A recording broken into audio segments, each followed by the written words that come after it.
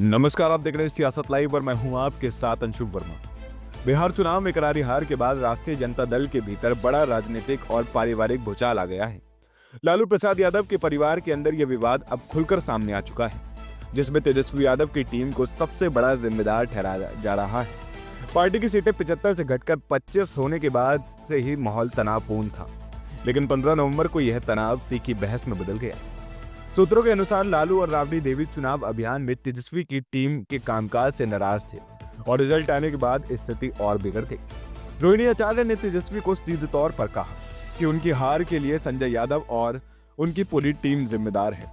तेजस्वी ने इन पर आरोप लगाते हुए ये खारिज किया, लेकिन विवाद यही नहीं रुका। रोहिणी ने तेजस्वी पर आरोप लगाया कि वो पूरी तरह संजय यादव के इशारों पर चलते हैं और इसलिए हार की जिम्मेदारी भी उन्हीं पर है।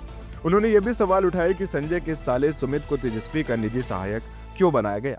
वही विवाद तब और बढ़ गया जब रोहिणी ने संजय के नजदीकी रमीज और अदनान के हस्तक्षेप पर भी आपत्ति जताई। माहौल इतना गर्म हो गया कि परिवार के सूत्रों के मुताबिक तेजस्वी ने गुस्से में रोहिणी पर चप्पल तक उठाने की कोशिश की और इस पर मीसा भारती ने बीच बचाव किया। रोहिणी तुरंत घर छोड़ने लगी, लेकिन राबड़ी देवी ने उन्हें रोक लिया और अगले दिन वो दिल्ली चली गई। वहीं चुनाव के एक दिन बाद रोहिणी ने सोशल मीडिया पर भावुक संदेश लिखकर राजनीति और परिवार से दूरी बनाने का ऐलान कर दिया।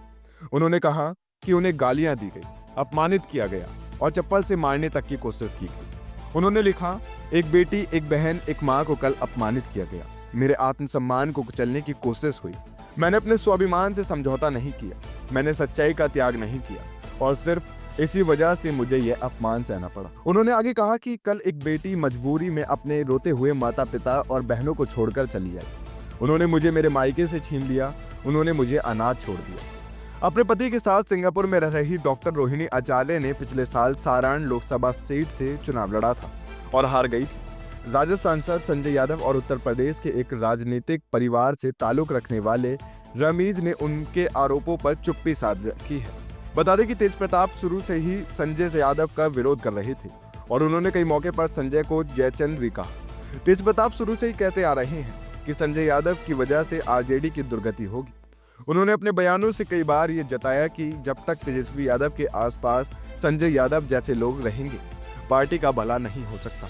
वहीं परिवार और आरजेडी से निकाले जाने के बाद तेज प्रताप बार बार संजय यादव पर हमलावर रहे और इस पूरे विवाद पर बीजेपी ने आरजेडी और लालू परिवार को कटघरे में खड़ा किया है। पार्टी के नेताओं ने कहा, यह महिला विरोधी और पितृसत्तात्मक मानसिकता का उदाहरण है। बीजेपी नेता अमित मालवीय ने कहा, रोहिणी ने अपने पिता की जान बचाने के लिए किडनी दी, लेकिन लालू ने बेटे को तरजीह दी, बेटी का सम्मान नहीं किया। यह लालू परिवार का असली चेहरा है। फिलहाल इस खबर में इतना ही।